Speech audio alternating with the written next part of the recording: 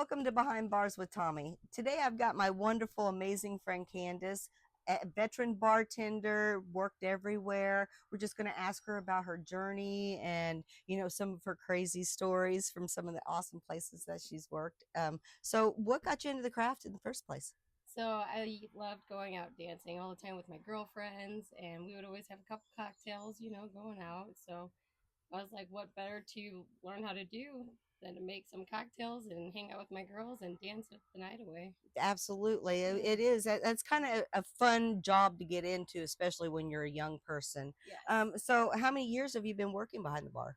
Oh, about 18 or 19 Wow. years. Wow. Yes. That's amazing. So, what different kinds of bars have you worked in? So I have worked anywhere from gentlemen's clubs to nightclubs to dive bars and Hooters. Yes, Yes. I wanted to talk about the Hooters experience because as a young girl, it was kind of one of my half-assed dreams that I wanted to be a Hooters girl. Had the opportunity and then chickened out because insecurities as a young girl. But tell me some of the stories from Hooters. Oh my goodness, it used to be a blast. Everyone that I worked with, we just always had so much fun, and you got a lot of interesting customers and regulars even that Yeah. became like family. Oh, yeah. And we all just pretty much became like one big family at Hooters, and it was awesome. Um, but yeah, I miss those days. You had a lot of opportunities too that opened up a lot of different doors, so that was also Yeah. interesting too. Yeah, I remember you telling me a story about going on a trip somewhere and you were one of the Hooters girls and you got to meet some pretty cool people. And can you remember that story, or am I putting you on the spot right now? Yeah, no, you're fine. No, so yes, we had a big hotel that had like a concert area inside the hotel. Uh huh. So they had concerts all the time, and we got to actually meet quite a few celebrities working over there because they would just come right across the street and come to Hooters and yep. Yeah. But we also got to do some great outings like golf outings, which is probably some of the ones I was telling you about, Yeah. and like biker nights and bikini contests, and Right. it was It crazy. sounds like a good time. It really does. And I know that they contribute a lot to colleges and, send girls to college. So it's not a creepy atmosphere like everybody kind of thinks it is. Right. They really do a lot of good things for women, and I appreciate that so much. Yes. So do you have a favorite cocktail that you enjoy making? I do. It's a Manhattan up. It's my Okay. favorite way of doing it. You can't do it on the rocks, of course, as you know, Uh-huh. but mine's up. Absolutely. Would you mind walking us through that today? Absolutely. All right. Well, first we're gonna get started with my favorite is the dark rye basil Hayden because it's delicious. It's very smooth and it does not burn at all. So we are just going to start off with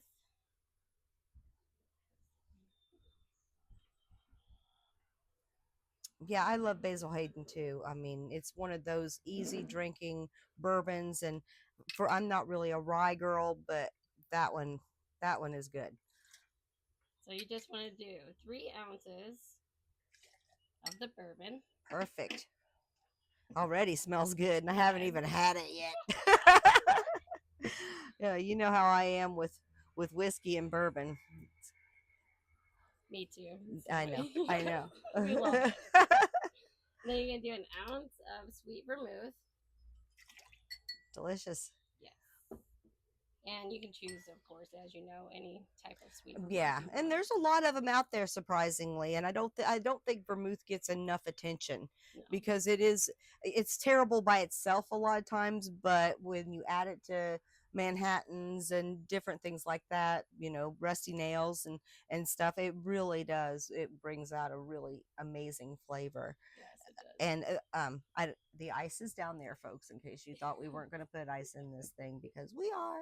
Everything is cold. Yes, Well, most of the time. most of the time. We'll wait till winter time to do the hot stuff. Well, we can make it hot today. That's right. We are making it hot Well, it's today. actually already hot, so we don't have to work too hard. Right. All right. So next, what we're gonna do is for the Manhattan, you always want to put your Luxardo cherry in at the bottom. That's the little dessert at the very end. Very delicious. Yeah. And you do not want to shake bourbon or gin. That's right, girl. That's right. You just preach it because I've been preaching it for years. You do not want to ruin the integrity of a good bourbon by shaking it up and adding a bunch of ice and a bunch of air, and that's made for vodkas and things that are a little bit easier to infuse. You don't want to mess with bourbon. It's its own beautiful, amazing thing by itself. Yes, it is beautiful. Hearts out to bourbon. Yes. All right, it looks good. And if you didn't notice her technique there, folks, she took the back of her spoon and she just gently went around the inside of her glass. She wasn't chopping, she wasn't splashing, she wasn't throwing ice everywhere. She was just gently caressing it to make it into this beautiful cocktail. All right, I cannot wait to have a sip of this. I know, right? Well, you've got the day off, lucky duck. I got to go to work. I can't have more than a sip. Well, unless we want an interesting evening. Right? All There's right. nothing wrong with those. We love those. Absolutely. And folks, is this not just a beautiful cocktail? I want you to see it real close. You mind if I have a sip? Absolutely. Perfectly balanced. It's delicious.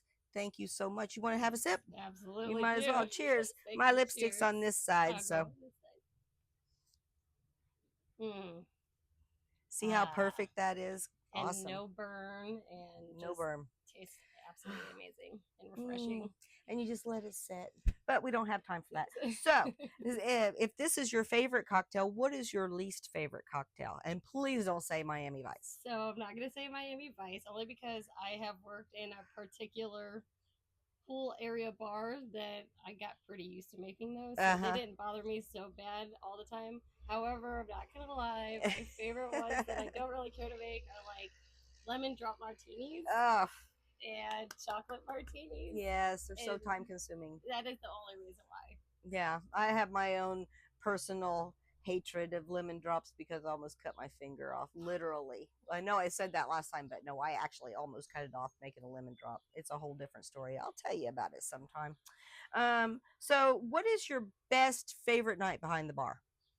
Oh, that would be just a night that just keeps going, nice and steady, or not too like busy, not Yeah. too slow, Yeah. and just getting to actually intertwine with my regulars, or new customers that are coming in and trying stuff, and just getting to know people too. Yeah, that's fun too. I love that. That's one of my favorite nights too. So if that was your favorite thing, what is your worst night behind the bar? The worst night behind the bar is like when it's so slow and it's just there's nothing to really do. You've already done everything that you can do behind your bar, and it stinks when there's nothing to do. Unfortunately, we both work at a place where it's a kind of a seasonal thing, but we're open all year long. So there's nights in January and February where you're like, okay, I've cleaned everything, I've stocked everything, and I still have 4 hours. What do I do? Yes, exactly. And then that's when you watch videos. That's right. On your phone of beautiful women making drinks. Absolutely. Yes. So what is the craziest thing you've ever seen behind a bar? So the craziest thing I've ever seen behind a bar, well, there's lots of crazy things, but since we are keeping this PG as possible, PG, I will share the one story about the time I had to actually call the cops because a customer had pulled out a gun and started playing with it, and then he ended up dropping it on the floor, and it was terrifying. Oh, I'm sure. Yeah. I am sure. Oh my gosh, you're so lucky that didn't go off and hurt somebody. That's what I was so terrified about. Like I didn't know anything about guns at the time, so I was like really scared if how that was all going to go. So this is kind of a 3-part question. What other than money have you gotten from being behind the bar? Well, I've gotten jewelry, tennis shoes, all kinds of different presents. I've had memorabilia stuff made with my pictures. Wow. Yeah. We used to have some pretty amazing regulars at Hooters. So, I mean, they really went above and beyond and did a lot for us and took really good care of us. And they really showed how much they appreciated us with all of their gifts, because sometimes it's more heartfelt to get something that's more sentimental from someone Yeah. than just money. Right. So, Right. So, how about life lessons? oh, lots of life lessons. You can always learn life lessons in bars all the time. Um, some of my life lessons have been to, well, don't always, not really sure if I could, I don't really want to say it like that, but What, don't always trust? don't always trust. Yes, Don't always don't trust. always trust. Yeah, I got into that with A&G. I mean, it is really easy to trust that nice customer that Yeah. comes up and, oh, I'm going to, take you here and I'm going to do this for you and I'm going to, here's my card. And it ends up being like they want you as a booty call or some kind of Yes. inappropriate thing. And it's like, dude, I wasn't trying to do Yeah. that. So, do you see yourself behind the bar in 5 years? Honestly, I have left bartending multiple times, and I keep coming back to it. So you know what? Yeah. It's a possibility. Yeah. It's a possibility. Yeah, I think that's one thing about the craft is that once you get into it and you really learn how to do it correctly, you know that you can get a job anywhere, Absolutely. and that is very it feels good in your heart to know that you'll never have to go without a job. Right. Even if it's a dive bar or something maybe not necessarily as high quality as of a bartender, you make the best of it because I mean, let's face it, we all get in those low places. Yes, absolutely. So, um, in your years, how has the culture of bartending changed? Oh, drastically. Yeah, A lot. I think so too. And like it's just amazing how much because you'll see so many different types of alcohol that don't even exist. Well, they exist, but no one drinks them anymore. So it's Right. harder to find them on shelves nowadays. Yeah. Like so much stuff used to be, the drinks were way different Yeah. 20 years ago than they are now. Absolutely. And I'm sure even before then, but Yeah. it's just crazy to see how the change Yeah. in the craft because new drinks are being made all the time. Absolutely. And some of those old ones, when you hear about them, you're like, oh, that was like 20 years ago. 20 to try 30 and 40 for me. Yeah, I hear what you're saying. I think it's really interesting too how uh cocktails, people have changed the recipe so much that when you make a classic cocktail the way it's supposed to be made, people are like, oh, that's not right. Yes. You're not supposed to put that in, or you're not supposed to take that out, or oh, let's put cherry juice in our Manhattan. No, buddy, that's not how it was originally made. And with classic cocktails, fine, make it the way you want to, call it what you want to, but a Manhattan is a Manhattan, an old fashioned is an old fashioned, whiskey sour is a whiskey sour, and it doesn't matter what kind of flowers and bells you put on it, it's still going to be a classic cocktail, and Right. people need to respect that. Absolutely. Ah, it's something that grinds my gears. I know. Is there anything that you would tell a young person thinking about getting into the craft before they chose to like jump in full force? Yes, absolutely. You definitely have to be someone that you're easy to talk to, open minded, and maybe not so gullible, but Well, yeah, I think we all start out a little a little gullible. gullible, but And one thing that I'd like to throw in there, if I was talking to a young person, learn what you're doing. yes. Find out the spirits, the flavor profiles, try to understand the difference between a Merlot, a Cabernet, a Pinot Grigio, you know, make sure you learn those things before you get behind the bar and start talking about it. I see so many bartenders out there, they're all, let's throw things in the air and let's set things on fire. But you ask them about, what's the difference between a Merlot and a Cabernet? And they're like, I don't know. They're Right. a different bottle. No. Anyway, again, rant over. Sorry. So, what is something that you would tell yourself if you could go back and, Yeah. To not be gullible, yeah, as gullible, and just to kind of watch, for things here and there, but also to take in the little moments a little bit yeah, more when I was younger. Yeah.